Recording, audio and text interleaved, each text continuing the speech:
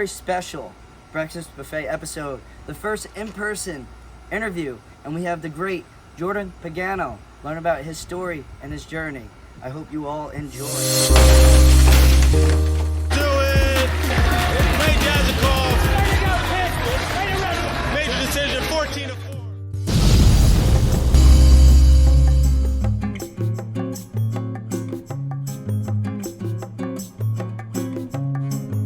Here we have the special edition of the Breakfast Buffet, the first in-person video version of the Breakfast Buffet. I'm here with Jordan Pagano, recent Rutgers grad.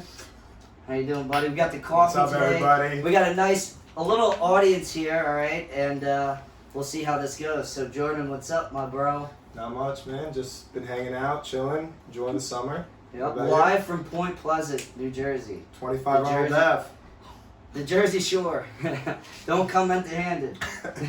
Bring something. Bring something. So what's up, bro? You just graduated college. Yep. Very unfortunate end to the season, Mhm. right? So how was dealing with that? That was pretty tough. I mean, you set a goal from the time you get really serious with wrestling. So for me, that was about like maybe 10 years old. And I finally felt like I was really right there. And that happens. It's pretty sad, and at first you don't really think much of it, and then you find out that they're canceling NCAAs, canceling the NCAA basketball tournament. Everything's getting shut down. Spring sports, and at first I was like, all right, it's not that big a deal. There's something big going on in the world. This is bigger than wrestling, and as the weeks went by, I'm sitting at home. It got a lot harder, and I was just thinking, like, man, this isn't fair. Like, I was so close. I was right there, and, there's really, at the end of the day, there's nothing you could do about it. So. Right, yeah, not control. You couldn't control it. Right? Yeah. And I'm sure that was hard. You were granted, another year of eligibility, right? This is my Before 6th year. Yeah, it was your 6th 2 year. surgeries, So finally, it felt like everything was falling into place for me after so many injuries and, being in and out of the lineup, kind of. Finally, having this breakthrough year and things just not panning out. But like you said, one thing I always said this year and in the past was control the controllables. And, this was something that was just really out of my control. Yeah, and everything happens for a reason, right? So now you're just enjoying the summer, giving back a little bit? Yeah, man, just trying to do whatever I can. I mean, I've been wrestling, training some kids here and there, whatever I can find. Trying to get some workouts in whenever I can. And, trying to give back to the community like as much as possible, especially now.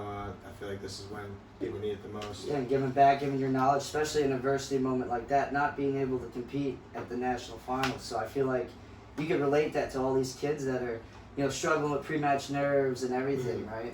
Yeah, talking to these kids, the biggest thing for me is just, what I try to stress to them and what I stressed to myself this past year was, believing in your preparation. And we've been training together since we were like 10 years old, and we worked harder than probably most 10-year-olds in the country, most 14-year-olds, most 18-year-olds, and in college, most 20-year-olds. And it took me a long time to kind of realize that because I'm working that hard, I should be able to beat the best guys. It doesn't matter if they're better than me at wrestling. I work way too hard to lose to these guys, and I train way too much for it. And that came from training at the old underground in Edison, huh? Me, you, Zach, we had a crazy group. We had DeVito. We had some really good guys in there. Mike DeVito, but we didn't have Grello. No, Joe Grello. He's an up north boy. He was never an underground boy. But, even training in that atmosphere with Zach, we always pushed each other. Sometimes we try to see who could put up the most weight or, sled push the most weight. We would always try to see, like, who could be the last person to go on bench because you were throwing on, like, even if it was, like, 2.5, just to, like, know, like, I did more than Ray.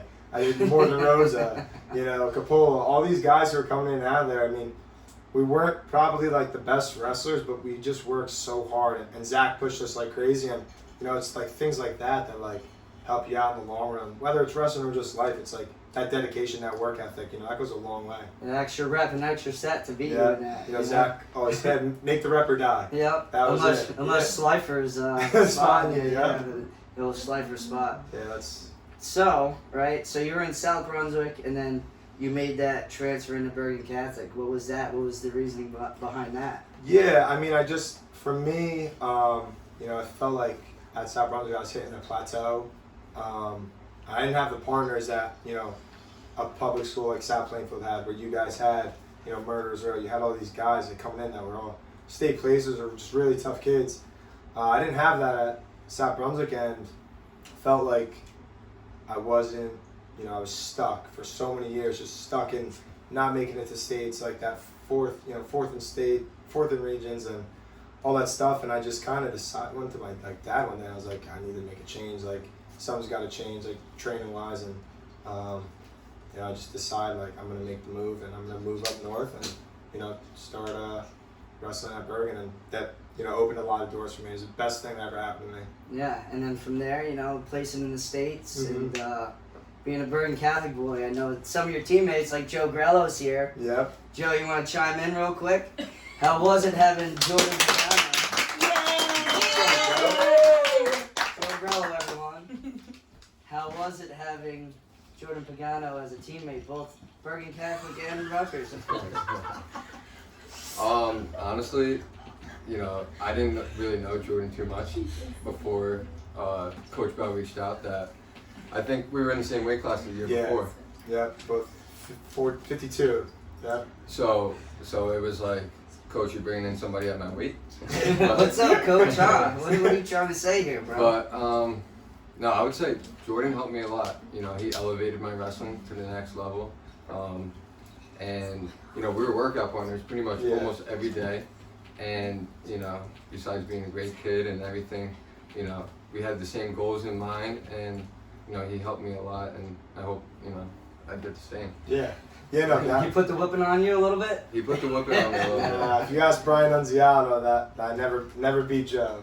Never. According to Brian, I don't know. I feel like it was back and forth, but you know. Yeah, I mean, just having those caliber kids in the room wrestling, it elevates you. Whether you're getting beat up every day by a guy like Giant Sebastian, who was like a man amongst boys at the time, wrestling 82, beating up on all of us, and then a guy like Joe, who was like me. He was younger, but he hadn't placed yet, and you know, we both placed that year, and I mean, Joe ended up winning 2 state titles after that.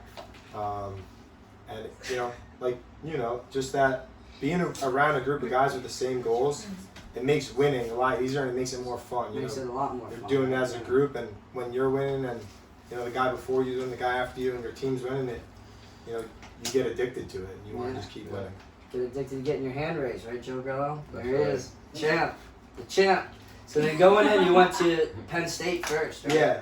So started off, you know, those connections that I made through Bergen. I mean, Coach Bell knows everybody, and he had reached out to Casey Cunningham, who was one of the assistant head coaches, and was like, I got this guy who works hard and, you know, wants just a shot. And that's all I want. I knew going there could have been, you know, maybe I never cracked the lineup, and I just wanted to take that chance.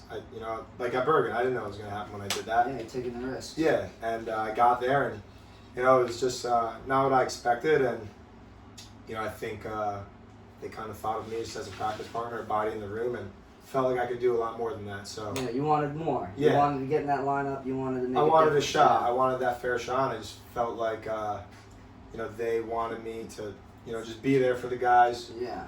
Who were really good. I mean, that class I came in with was like Bo Nickel, Jason Knopf, Shakur Rashid, Anthony Cassar, Nick Nevels, all guys who All-American or won a national title at some point.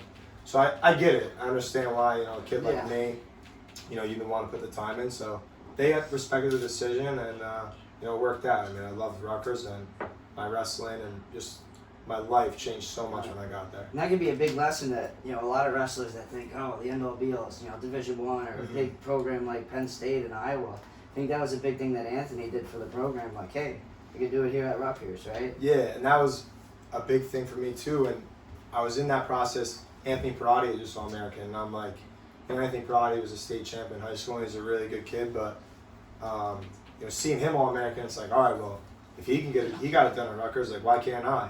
And then Anthony does it, and then while I'm there, a guy like Kenny Theobald does it. Who, I mean, Kenny, if you know Kenny, he literally knows no wrestling moves.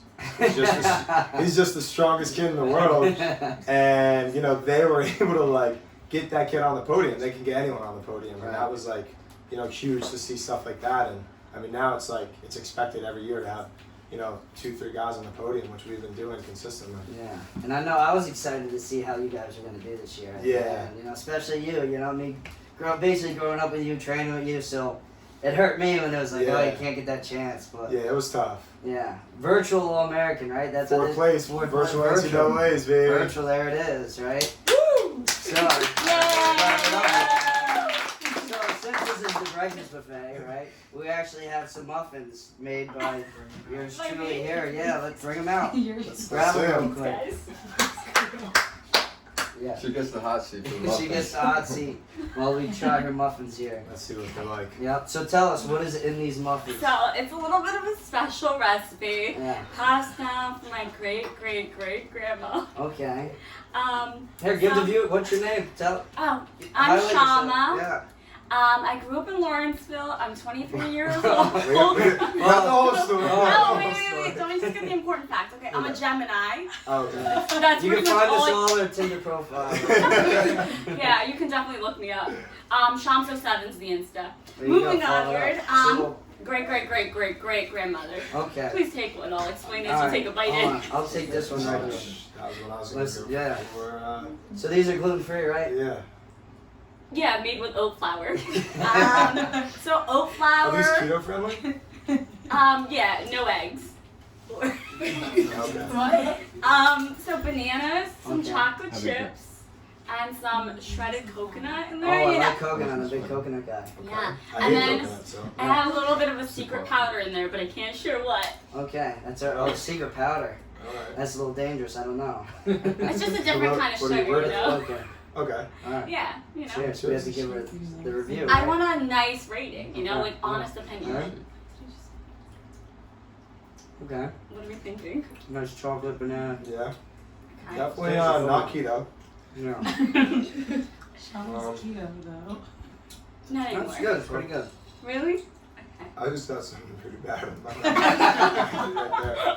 It was good. See, I like the small one. The top one, I'm not gonna lie, little burnt. It was my first time cooking in this oven. This has been a little hard. Hey, well, I'll give the rest of this maybe to the dog. No. This is dog. No, it has chocolate. Oh, you can't give a dog chocolate. Is that a real thing? That's a myth because my dogs eat Oreos, chocolate chip cookies, Dog. brownies, everything. No wonder why your dog's not in That's a town. myth. That's a myth. You can give your dogs chocolate. Well, I got big dogs, 3 pit bulls, and they eat tons of chocolate. So. I don't know. I never heard that. I Yeah, never heard that. I'm I telling heard you. nothing but bad. Alive and well. Chocolate myth. Yeah, I hanging on. Great. Thank you. Thank you. the Thanks for muffins. having me, guys. Yeah. So, there you go. Top up. Very good muffins. Pass them around.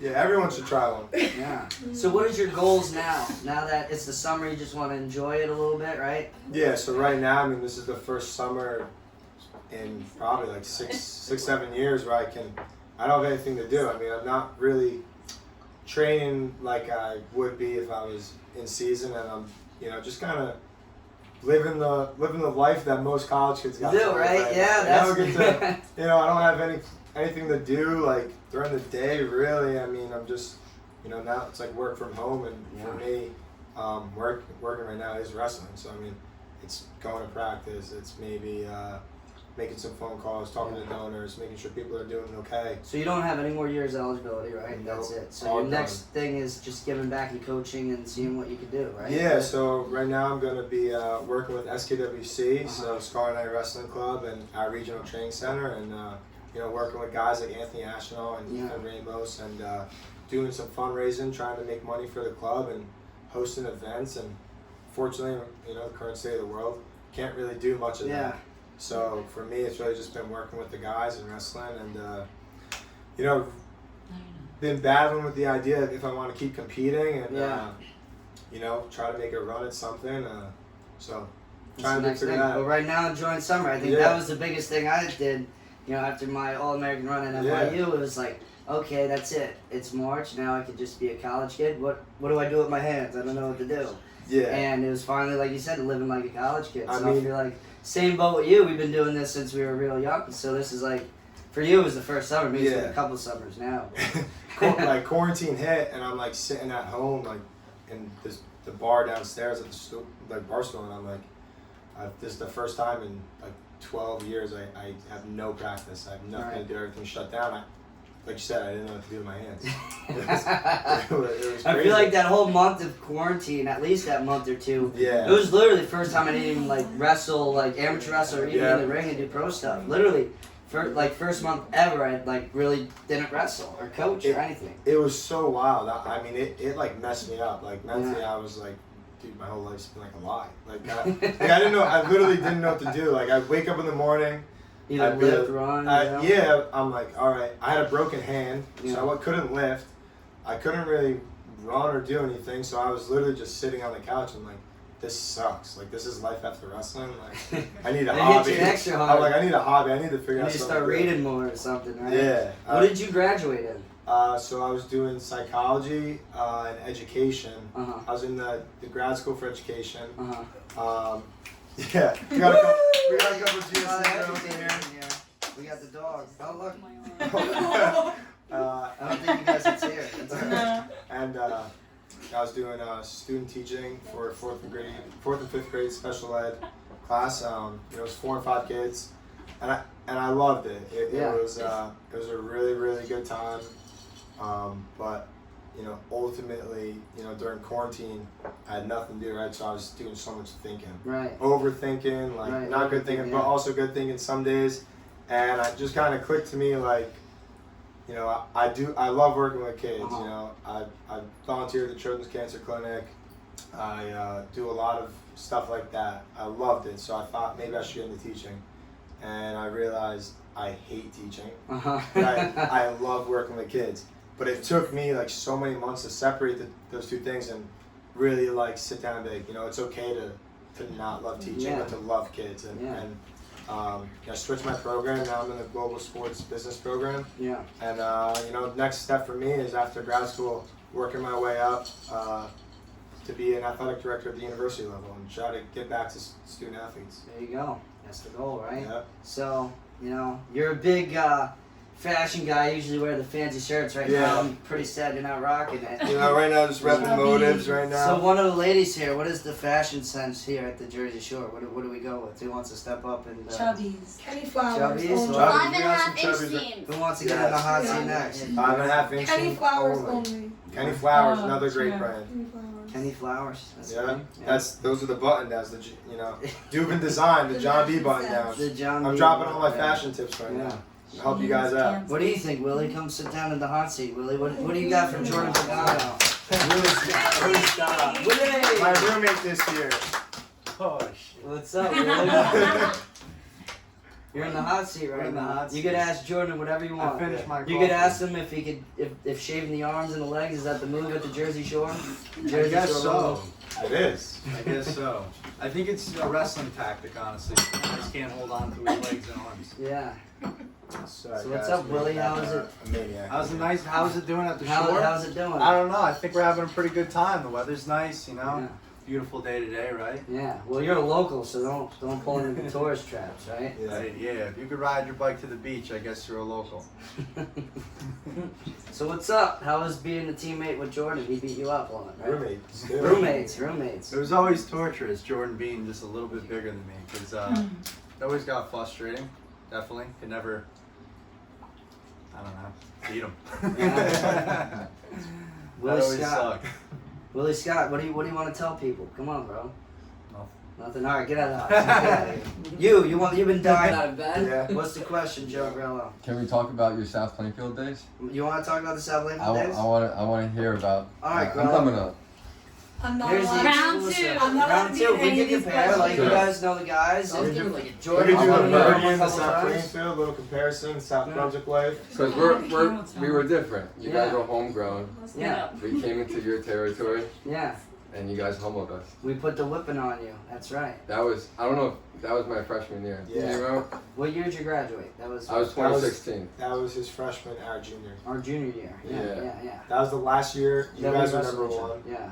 It was a hostile environment. Yeah, you guys wrestled us at South Plainfield. Yeah. That's right. Remember, Jake Love was bringing the American flag screaming USA, Yeah. USA, because you guys tried to bring that Romanian kid. And you said Wow, that, Angelina. yeah, they Great said that kid. he was gonna beat Ashnaw, put the whipping on Ashnaw. Wow, man. No, he said Ashnaw first, Ashnaw. and we go there, and he doesn't even make weight. So guess what? He has to bump up, and Troy has to humble him Yeah. and put him in the old bar and pin him. See, I don't know the kid, so I bet you he's a super nice kid. Oh, great kid. But a lot of the Super Bergan great Catholic kid. parents and people, they were hyping this up. Yeah. Yeah. So guess what South Plainfield does? You know, we were all hyped up. We're like, yo, Anthony, this kid, man, we don't know how he is. We would mess with each other before matches. It was actually pretty funny. We would jam out in the locker room to like Katy Perry and stuff. It was Yeah. fun vibes. But when it was time to flip the switch, McCann would give us that pep talk before, Yeah. and he would get us going.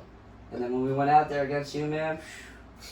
No, the year It was before, hostile. it was cool there. I don't know, because when we wrestled at Bergen Catholic, for me, I felt that, you know, and a lot of the guys on our team, we felt that was a cool environment because, you know, South Plainfield, we wrestled there all the time.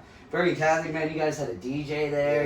Yeah. It was like a hype event. Dude, we couldn't even warm up. There's fans behind us. They packed that place up. You guys got to get a bigger gym, man, if you guys I want to be know. the number one team in the state. That's the thing. I mean, 6 years in a row though we were. Yeah, 6 years. Yeah. I think what? That No. doesn't count. My first year at Bergen was the first time we finished number 1 in the state. Yeah. Was it your first year? Yeah. Yeah. My first year. At You went Bergen. 2 years, junior, senior Are year? you No, saying you're the I reason Penn trained- State's? I mean, he's listen, saying he's saying listen, he's the reason. I'll tell you one thing right now, and this is, I truly believe this. After I transferred to Bergen, Yeah. I opened up the gates for everyone else to come. The floodgates wide Yep. open. Pete Lapari comes that same year. Yeah. And then you just got more and more kids transferring in after that, and I don't want to say I started, but I really believe I started the whole like, hey, if you can, You better, made it mainstream. if you can better a situation for yourself, then do it. I mean, if there was a way I could have went to South Plainfield, I would have went to South Plainfield. Change your address, man. Yeah. No, I mean that's where, and it's good that, you know, you guys are private school. I was the public Yeah. school, and when I tell my middle school kids now, I'm like, dude, have some town pride, bro. That's what we're about. That's For sure. I don't know how. See, North Jersey's a little bit different than I call it Central Jersey. Yes. That's Yeah, also also yeah, central. that exists. I kind of Yes. like the categories like this. Yeah. There's a North Jersey, a Central Jersey, the Jersey Shore, and then South Jersey. Yes. I like Oh, that. I like that as well. Okay, I'm I good. Four can we agree regions. with that? Can Four we all agree with Like regions. that? shore. I like that. Yeah. Short boy. I think that's a good. And what I realized a lot of, because I go up and travel up North Jersey a lot, I feel like there's a lot of towns that are just all kind of spread out. And so I understand, but in Central Jersey, it's like there's a South Plainfield High School, Plainfield, Yeah. North Plainfield, South Brunswick. Yeah. I feel like, I mean, you have the private schools, but the transition is going private, right? Yeah. But, you know, who knows? But for us, it was different because we were just born and raised. Like, I think I started when I was like 5 years old. Yeah. And then I had a little break, 4th grade, and it was Anthony Ashnaw that got me back there. He slapped me in the head. He's like, come on, bro, while we were playing The baseball. thing with that, it's like you guys at South Plainfield are like born with a headgear on your head. Like you Yeah. come out of the womb and you guys have wrestling shoes on. No one Yeah. understands it. I mean, the program there, it's like you guys don't even need to go to a wrestling club. You guys, your program, your youth, your rec, the PAL program. I mean, Yeah, yeah. Mr. A, like crushed, Mr. A. he crushed it with Mr. that. Ed, Mr. DBAC, all Yeah. these guys, I all mean- these coaches. It was a lot of the parents that passionate about it because Yeah. they wrestled when they were in high school and they wanted their kids to get better. I mean, I used to go up to the PAL, being from South Brunswick, to wrestle like it was a wrestling club. I mean, Yeah. like, you guys had so fortunate to have that. I mean, in South Brunswick, like no one cared. You gotta- I mean, I went to Edison Rec. I lived in South Brunswick. I wrestled for Edison Rec, Junior Eagles. Shout out Junior Eagles. A couple of times. For a couple of years. I mean, we had guys like Richie Lewis over there, Scotty Winston, the Bandieros. I mean, the Bubenhammers. All these guys who lived in like, you know, Woodbridge, Uh-huh. somewhere Edison, South Brunswick. Like, we just wanted to be with a bunch of Right. guys who wanted to win. And Yeah. you know, at South Brunswick, I didn't really have that. Yeah. It's not a knock on South Brunswick. No, it's just, yeah, no, that's they didn't focus understanding. on the limit. wrestling. That's why South Plainfield was such an anomaly, and it was Yeah. just it was the town rallying together You and guys- making this happen. Probably have the best feeder program in the state for years. Probably, yeah, and that just goes with just committed parents and kids that are just so competitive with each other. In the room every day was the competition. Yeah. And the practices were hard. We didn't do too much technique. We kind of had the same practice every day, but they were hard, man. We would walk in like, oh man, we're gonna do this for 2.5 hours, you know. But it was just the way it was, the competition. And by the time we were in college, bro, we were totally more prepared than a lot of people. I would go into college practice like, oh, there's college wrestling. That's like the difference between Bergen and South Plainfield. They're like, our practices were what, like maybe 90 minutes at the most. Yeah. Like Dude, ours 75 sometimes, minutes. Like, ours sometimes are 3.5 hours. at South Brunswick, Yeah. same thing though. Like 3.5 hours of nonsense. Of Yeah. like, what am I doing? I'm wasting See, that's the my time difference. here. A lot of But high you were school, getting better during yours. Yeah, a lot of high school programs, right? They'll show basics and everything. We didn't really need to show basics Yeah. because we kind of knew it. Like some of the newer kids, they showed them a little bit of basics, but we weren't slowing down practice. We would do like hand fights, head positioning, and everything, just being tough, staying in there. And a lot of younger kids, they kind of keep the gap now. They're not, familiar with hand fighting. Sure. So that's what I teach a lot of my guys. I also think that the biggest thing between like public and private school, like for Bergen, I didn't have to go to club that much, No, as much as I during did. the season, Yeah. I Like, never did. You probably like after your high school I workout, had to go to you club, had to go to club. to get a real workout in. I mean, Yeah. I didn't do anything for 3 Right. hours. Well, first McCann said, no clubs because he knew how hard our That's practice also the other were. thing with We were COVID. just so exhausted after, like we couldn't go to club even if we wanted to. I mean, sometimes we did, but it wasn't anything crazy. Maybe doing a private here or there with someone. Yeah. But we were just so You exhausted. guys didn't really need But, to though. yeah. Well, I couldn't go to private. I had to cut weight after, so I Yeah. was like, okay, I Yeah. gotta get a little dinner and then go and run on the treadmill.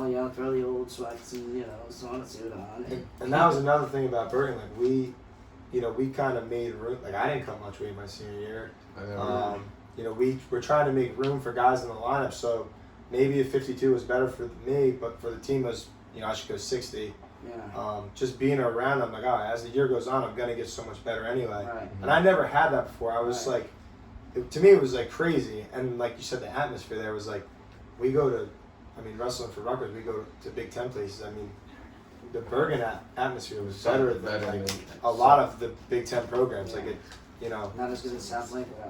South Plainfield guys. South Plainfield had a great atmosphere too. But that's Yeah, the no, thing.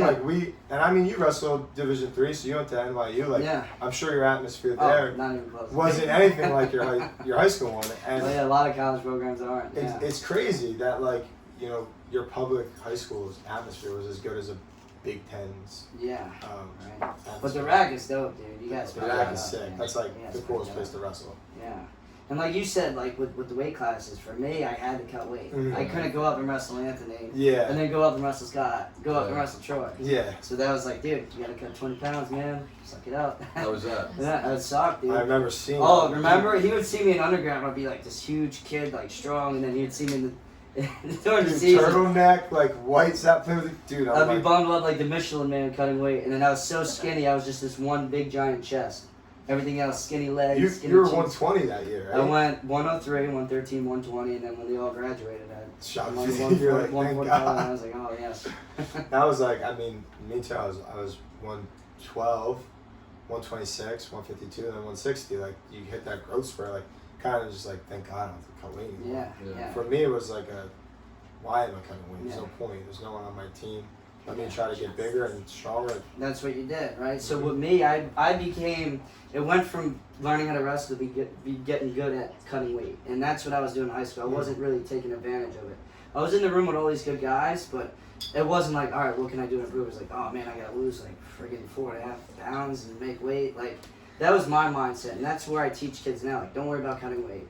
I learned the hard way. That's why I got so much better in college. I didn't have to cut weight. I just became a student of the game and just loved wrestling. There, I was like, this is all about the weight cut. So that's why when people ask me about it now, that was my one regret, is just learning how to love it and not so much the weight cut. Because that comes, the Yeah. weight cut comes. It was just me. I was obsessed with it. I would check my weight every You're period. like in weighing class. everything. Yeah. Like you're putting a Yeah. sandwich on the scale. Like, Yeah. oh, this is pointless. You saw how sucked out I was, Yeah. man. Like, How was the weight cut in college for you? Not bad, because at that time I was an adult. It's easier when you're in college because you only have to make weight really during the weekends. At least for Yeah. us, all our matches were on Yeah. the weekends. So I had a process, I had it down by my senior year in college, Yeah. but Yeah.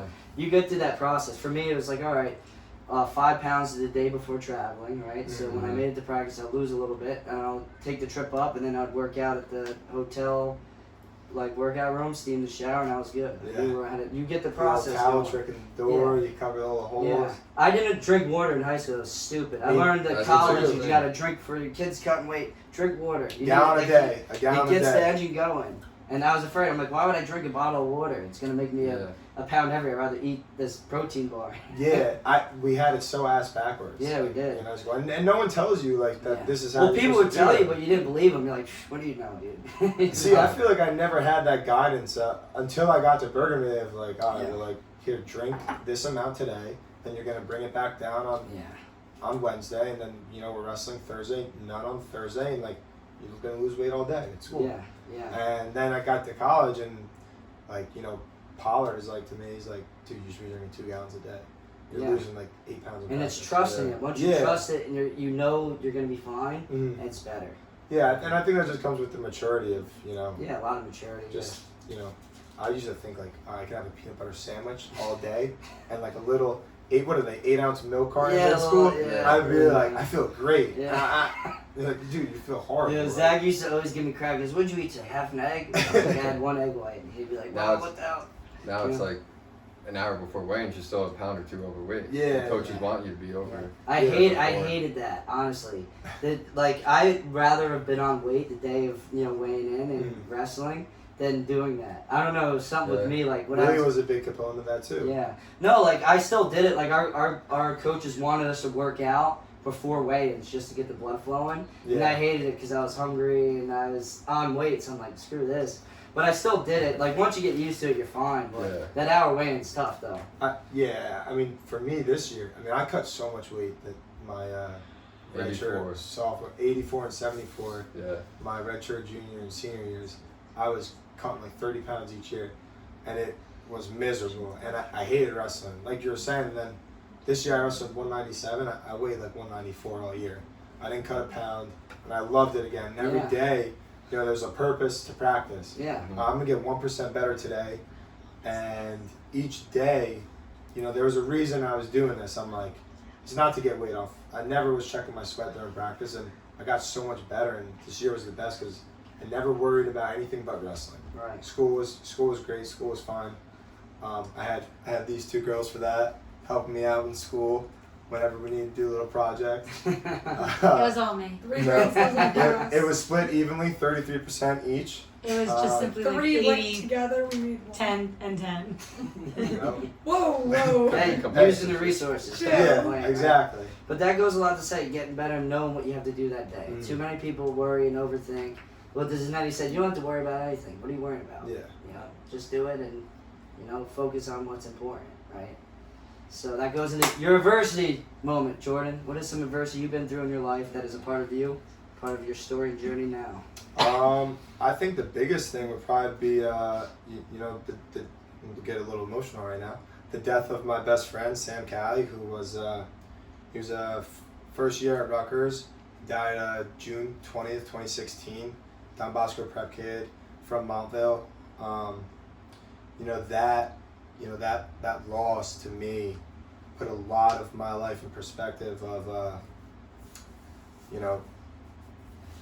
I complained during practice, right? Like, why am I going to practice? Like, Sam would kill to be in practice right now. And it was little things like that. And then it was going overseas to Jamaica for a service trip and seeing these kids walking around with no shoes or rips in their clothes, beating down homes, not really knowing if they have a meal when they go home, but still being able to laugh and smile and just have fun with they're jungle gyms, got like nothing on it, but they're making the most of it. And those kids just love life. Like they don't know any better. Like they just love life, and that's to me like I'm like, wow, like being able to strap up that singlet and put that blocker on your chest is like such a privilege. And I tried to stress that so much once all this hit me, and it was volunteering at the Children's Cancer Clinic, like seeing these kids. I mean, these kids are innocent, right? They didn't ask for this. They don't deserve this. They're 5 years old, and they're fighting for their life every day. And we're complaining about like, why do I gotta work out before weigh-ins? You know what I mean? It's like, right. Yeah, it's completely stupid, different, but perspective, put it's everything in perspective. put everything in perspective. So for me, like the word adversity is like kind of funny because I think 2 elbow surgeries. People are like, oh, that sucks. You missed 2 seasons. It sucks. You broke your hand before Big Tens this year. You didn't rely on the bid. I get the bid. They cancel the NCAA tournament. you miss out on graduation. You miss out on a couple of awards you maybe could have won. Being an All-American, opening up doors, right? And that stuff sucks, but it's not like real adversity. Real adversity is, you know, being a kid and, you know, going and getting chemo treatment, blood transfusions, surgeries after surgery after surgery. You know, not having a home, not having shoes. You know, it's being 20 years old or 19 years old one moment, and you know, I'm texting my friend at midnight, and we're talking about like how school sucks. The next day, I get a call from my friend Mark, and you know, he's like, we're trying to figure out where he is. His mom's asked us where he is, and you know, he's gone. He's dead. We find out before everyone. We figure it out, and we can't tell anyone. And 2 hours later, his mom calls me crying. Sam died. I gotta act like I don't know. I knew for 2 hours. I'm holding that's adversity, you know what I mean? Like, so, you know, I think adversity is a funny word because some people think the car breaks down. No, that's adversity. That's life. You know, like that shit's like, that's serious. That's adversity. That sucks. You can't control that. Like, so I mean, you know, my life is pretty much a perspective. I'm grateful. I mean, I'm living in a shore house for the summer and having fun. Like, I don't have anything to complain about right now.